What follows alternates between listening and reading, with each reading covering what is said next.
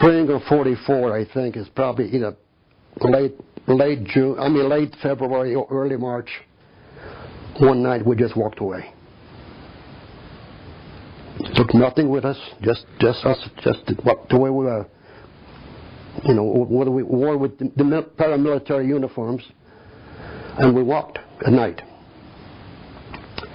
I don't know, but next early morning we came to a farm, and there were two young girls, probably early 20s.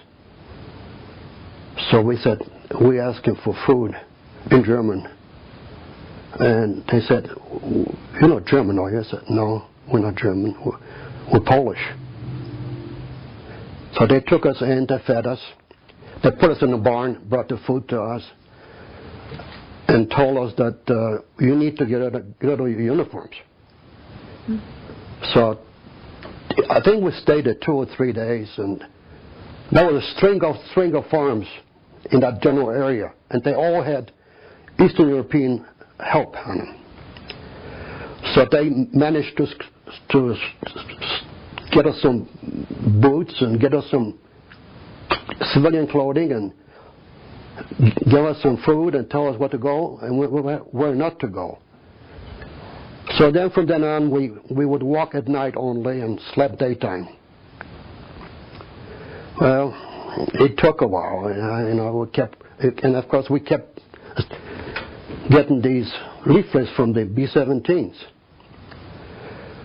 So one day we was just dead tired and hungry, and we ran out of food, you know, and ran out of the underground railroad that we had going for us.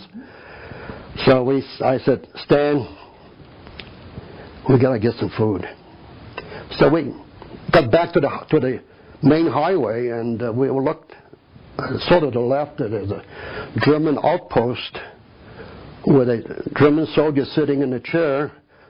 Behind him was his little tent, and also he has a half-track truck behind him.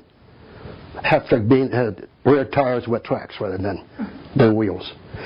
So anyway, I said, "Well, let's go see him." I said, "You know, we speak German." He said, "No, we're running away from Russians." So we got to the chair. He had a bullet hole right between his eyes. So we took his food and ready to go back to the highway. And I turn around, I see a sign, "Achtung, Minen." He had mines in front of him as a protection. We just walked through it. So we sat down again, and I said, "Now what are we going to do?" So then we realized that there's nothing behind him. Mines were in front of him, so we went right behind him and kind of circled back in the highway, and then we really walked because if we would get caught in the proximity of that dead soldier, you know, we were dead meat. So we got in the woods and just kept going. And that took a while.